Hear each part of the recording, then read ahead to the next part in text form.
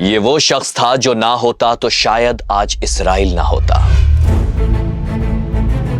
ایسا شخص جس نے یہودیوں کو بچایا اور عرب کا پلان ناکام بنایا.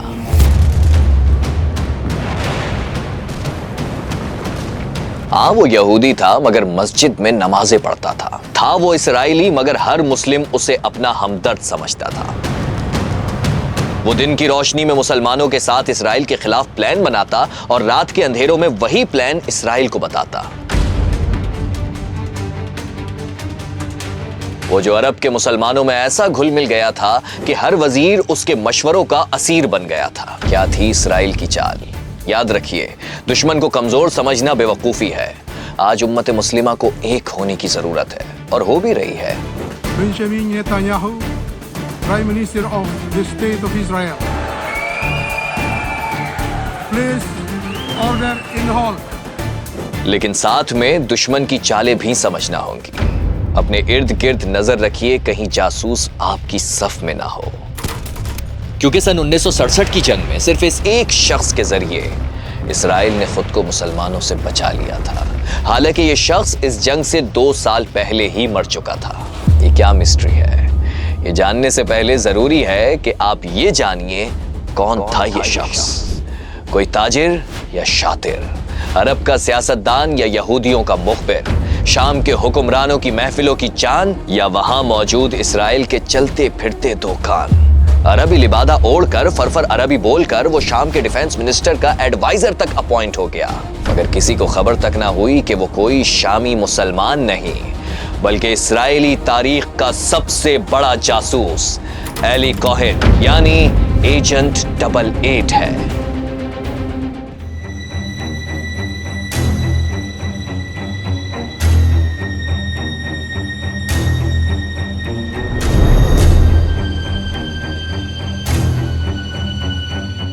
اگر میں کہوں کہ میں سوچ رہا ہوں کہ جیسا میں کانٹینٹ بنا رہا ہوں وہ کسی طریقے سے آپ لوگ بھی سیکھیں، اور اس کے لیے میرے پاس ایک ہی پلیٹ فارم ہے، انسٹاگرام. تو میں سوچ رہا ہوں کہ کیوں نہ انسٹاگرام پر روزانہ ایک کانٹینٹ ٹپ ہو جائے. لیکن ایک کام آپ کو کرنا پڑے گا، انسٹاگرام پر ہمیں فالو کرنا پڑے گا.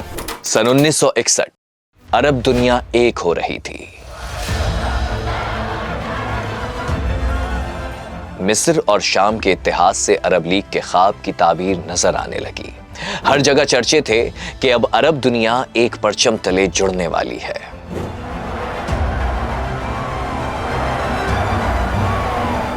ایسے میں دوسری طرف اسرائیل کو خوف محسوس ہونے لگا تھا. وہ جانتا تھا کہ اگر عرب دنیا ایک ہو گئی تو یہ اس کے مٹنے کا سبب بن سکتا ہے. آج بھی جانتا ہے. اسرائیل نے کیا کیا یہ جاننے سے پہلے چلتے ہیں اس بزنس مین کی طرف جو شام سے کوسوں دور سوئٹزرلینڈ میں رہ رہا تھا کہ اچانک اس کے دل میں عرب دنیا سے کاروباری تعلقات بڑھانے کی خواہش پیدا ہو گئی. اس کا نام تھا کامل امین ثابت. عرب دنیا میں گھلنے ملنے کے لیے اس نے سب سے پہلے سلیکٹ کیا ملک شام یعنی سیریا.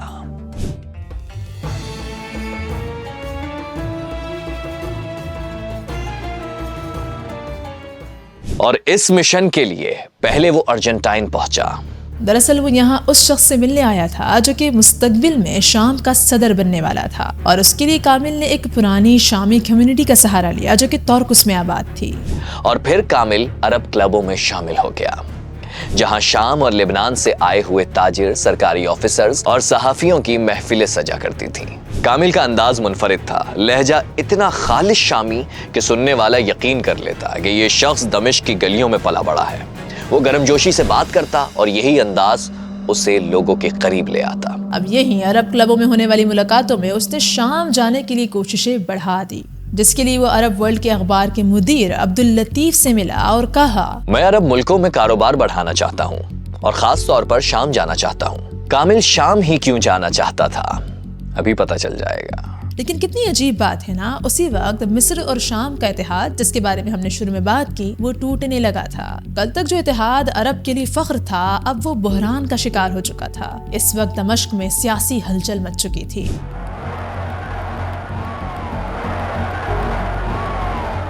اقتدار کے حلقوں میں تبدیلی کی باتیں ہونے لگیں اور ایسے میں ارجنٹائن میں ہی کامل کی ملاقات ہوئی شام کے مستقبل کے صدر حافظ الامین سے.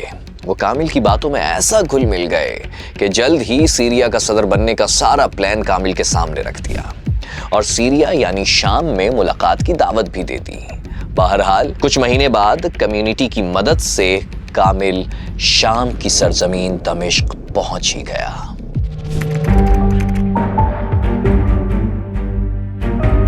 اب اس نے ایک ایسے علاقے میں رہائش اختیار کی جہاں پر سرکاری افسر، وزراء اور سفارتکار رہا کرتے تھے۔ کامل یہاں آیا تو بزنس کے لیے تھا، لیکن اس کا فوکس سیاست اور صحافت پر تھا۔ وہ آئے روز کسی نہ کسی اخبار کے مدیر سے ضرور ملتا۔ کچھ ہی عرصے میں دمشق میں ہر جگہ کامل کے تذکرے ہونے لگے، محفل سیاسی ہو، سفارتی یا تجارتی۔ کامل کے کان ہر خفیہ پلاننگ سن رہے ہوتے تھے۔ آپ بھی سوچ میں پڑ گئے ہوں گے کہ ہر محفل میں کامل کو دعوت کیوں دی جاتی تھی۔ اس کے پیچھے کی صرف ایک وجہ تھی، اس کی حاضر دماغی۔ مسئلہ کوئی بھی ہو، وہ بڑی ہی مہارت سے ہر موضوع پر ڈسکشن کرنے کا ہنر جانتا تھا۔ معیشت پر بات ہو تو لگتا تھا جیسے برسوں سے اس فیلڈ میں ماہر ہے۔ سیاست پر تبصرہ کرے تو یوں لگے جیسے شام کی پارلیمان میں بیٹھ کر سب کچھ خود دیکھ رہا ہے۔ اور سب سے بڑھ کر اس کی زبان، دمشقی لہجہ ایسا تھا سننے والا فوراً مان جاتا کہ یہ شخص عرب ورلڈ کا بیٹا ہی ہے۔ اب اس کے تعلقات صرف صحافیوں تک محدود نہیں رہے تھے بلکہ وزراء کی صف میں بھی جا گھسا تھا۔ حیرت انگیز بات یہ تھی کہ وہ سب اسے اپنا سمجھتے تھے اور چند ہی مہینوں میں وہ شام کی کابینہ میں بھی صلاحیت اختیار کر گیا۔ اب وہ حکومتی اجلاسوں میں بیٹھ کر سب سن رہا ہوتا تھا۔ غیر رسمی گفتگو میں سارے پلان اس کے سامنے بیان کر دیے جاتے۔ حیران کن بات تو یہ تھی کہ اس وقت شام میں ہر 10 میں سے ایک شخص کا تعلق کسی نہ کسی سیاسی پارٹی سے ہوتا تھا، لیکن اتنا انفلوئنس ہونے کے باوجود بھی کامل نے کوئی بھی سیاسی پارٹی جوائن نہیں کی۔ تو کون تھا یہ کامل امین ثابت؟ کوئی تاجر؟ نہیں، یہ وہی خفیہ جاسوس ایلی کوہن تھا، اور اب وہ اپنے مشن میں ایک قدم اور آگے یعنی chief adviser of defence minister بننے جا رہا تھا۔ یعنی جس ملک کو تباہ کرنے کے مشن پر نکلا ہوا ہے اس کی ڈیفنس منسٹری کا ہی حصہ بن گیا۔ سوچیں اس کے بعد شام کا ڈیفنس کیا ہی رہ گیا ہوگا۔ ابھی آپ کو پتہ چل جائے گا۔ بہرحال ایلی کوہن بزنس مین سے صحافت اور صحافت سے سیاست کے بعد اب فائنل راؤنڈ کھیلنے کے لیے ان کے قریب ہو گیا تھا۔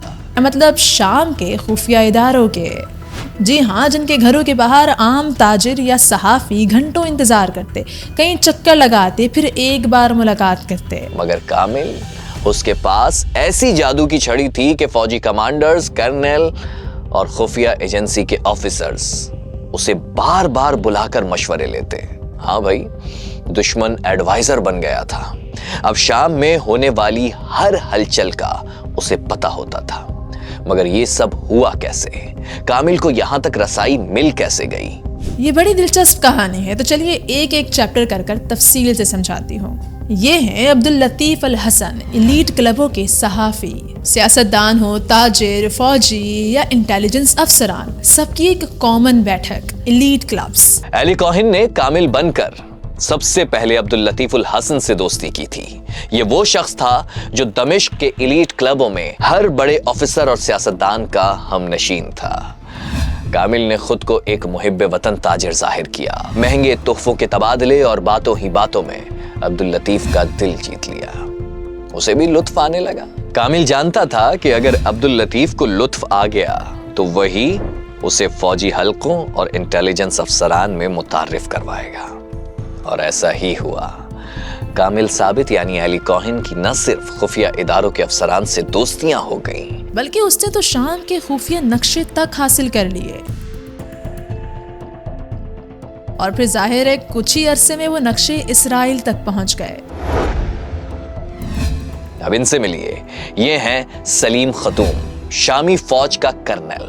انہی کلبوں میں ایلی کوہن کی اگلی ملاقات کرنل سلیم خطوم سے ہوئی تھی۔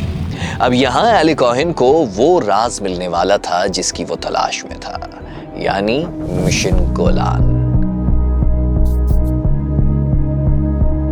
کوہن نے یہ معلوم کیا کہ شامی افواج نے گولان کے دفاع کے لیے کس طرح کی فائرنگ پوزیشنز، گن پوائنٹس، مشین گنز، گھڑیاں، ٹینک روٹس اور رکاوٹیں بنا رکھی ہیں۔ کوہن سے باتوں باتوں میں سلیم خطوم نے سرحدوں کی کمزوریاں حتیٰ کہ زیر زمین گولان کی سرنگوں کے خفیہ راز بھی شیئر کر دیے، اور چند دن بعد ہی یہ ساری خفیہ معلومات بھی اسرائیل تک پہنچ چکی تھیں۔ ایلی کوہن یہ معلومات کیسے پہنچاتا تھا وہ بھی بتاتا ہوں، لیکن پہلے ان سے ملیے۔ معاذ ظہر الدین شامی کمانڈر ان چیف کا بھتیجا، کامل نے معاذ کے ساتھ بھی دوستی بنائی اور معاذ نے اسے خفیہ محاذ دکھا دیے گولان کے ایک خفیہ مقام پر کامل نے مشورہ دیا کہ یہاں فوجیوں کے آرام کے لیے یوکلپٹس ٹری لگا دو، اور کامل کے کہنے پر وہاں تیزی سے درخت لگانے کا کام بھی شروع ہو گیا تھا۔ مگر یہ صرف ایک مشورہ نہیں تھا بلکہ ایلی کوہن کے پلان کا حصہ تھا، اور پلان یہ تھا کہ اسرائیل کو نشاندہی کے طور پر بتا دیا جائے کہ جہاں درخت لگے ہیں وہیں بم گرانا ہے، جو کہ 1967 کی جنگ میں ہوا۔ تب تک ایلی کوہن مر چکا تھا، لیکن 1967 کی جنگ میں اسی کی بتائی ہوئی خفیہ جگہوں پر اسرائیل نے بمباری کی تھی، اور گولان ہائٹس صرف اور صرف 6 گھنٹوں کے اندر اندر سیریا کے ہاتھ سے نکل گیا تھا۔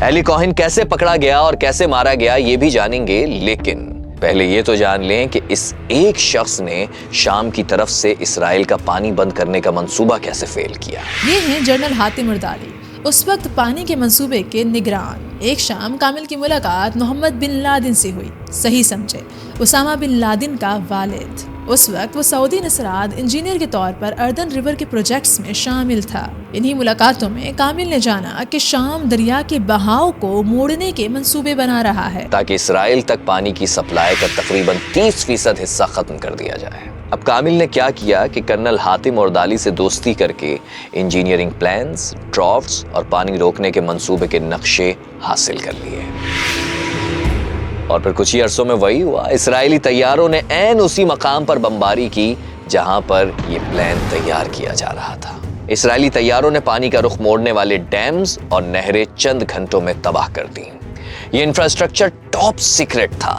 اس کی ڈائیگرام، انجینئرنگ اور نقشے صرف کرنل اور وزراء کے پاس تھے۔ اب دمشق میں ہلچل مچ گئی۔ اتنا ایکوریٹ حملہ دیکھ کر شامی فوج کو یقین ہونے لگا کہ کوئی نہ کوئی راز باہر لے جا رہا ہے۔ کسی کا بھی ایلی کوہن یعنی کامل کی طرف ردی برابر بھی شک نہیں جا رہا تھا سوائے ایک آدمی کے، اور وہ تھا یہ کرنل احمد سویادنی، شامی انٹیلیجنس چیف۔ سویادنی کہتا تھا کہ یہ آدمی سب کا دوست کیسے بن گیا؟ یہ ہر محفل میں اتنا خوش اخلاق اور ہر ایک کے قریب کیوں ہے؟ کوئی تاجر اتنی آسانی سے سیاست میں ان کیسے ہو گیا اور پھر فوجی رازداروں کے بیچ بیٹھا کیسے دکھائی دے سکتا ہے؟ اس کے دل میں وسوسے تھے۔ وہ دیکھ رہا تھا کہ بہت سے منصوبے ایک دم فیل ہو رہے ہیں اور دشمن تک وہی معلومات پہنچ رہی ہیں جو کہ چند محفلوں میں شیئر کی جا رہی ہیں، لیکن اس کے پاس ایلی کوہن کے خلاف کوئی ثبوت نہیں تھا، مگر شک ہو گیا تھا۔ حالانکہ کامل یعنی ایلی کوہن اب بھی دمشق کی محفلوں کا مرکز تھا۔ اسے دوست سمجھتے، راز بتاتے، لیکن سودیانی کے ذہن میں بس ایک سوال تھا، آخر کامل امین ثابت ہے کون؟ ابھی تک آپ لوگوں کو یہ نہیں پتا نا کہ کامل یعنی ایلی کوہن اسرائیل تک یہ سارے نقشے اور پیغامات کیسے بھجواتا تھا۔ چلیے دکھاتا ہوں۔ یہ ہے ایلی کوہن کا روم، اور یہ ہے ایک چھوٹا سا ریڈیو ٹرانسمیٹر جو سیدھا اسرائیل کی فریکوینسی سے کنیکٹ ہو جاتا تھا۔ کوہن دن بھر ساری خفیہ معلومات اکٹھی کرتا اور رات کو اپنے روم سے بیٹھ کر یہ ریڈیو ٹرانسمیٹر کنیکٹ کر کر اسرائیل کو سب خبریں بتا دیتا۔ ادھر شام کے ایک کے بعد ایک منصوبے پر اسرائیلی حملے نے انٹیلیجنس چیف کے کان کھڑے کر دیے تھے، اور وہ کھوج میں تھے کہ اتنی تیزی سے اسرائیل تک خبریں کیسے پہنچ رہی ہیں۔ طویل جدوجہد کے بعد انہیں صرف ایک ریڈیو ٹرانسمیشن پر شک ہوا۔ پھر شام کی کاؤنٹر انٹیلیجنس نے اسپائی ہنٹس شروع کر دیے۔ ان یوزول ریڈیو فریکوینسیز کو ٹریس کرنا ان کی ٹاپ پریورٹی بن چکا تھا۔ اب دمشق کے انٹیلیجنس ہیڈ کوارٹرز میں ایک نئی مشین آن ہو چکی تھی۔ یہ روس سے آیا ہوا سسٹم تھا، ریڈیو سگنلز کو دور سے پکڑ لیتا تھا۔ اب ہر روز کی طرح اس رات بھی جیسے ہی کوہن نے ٹرانسمیٹر کنیکٹ کیا،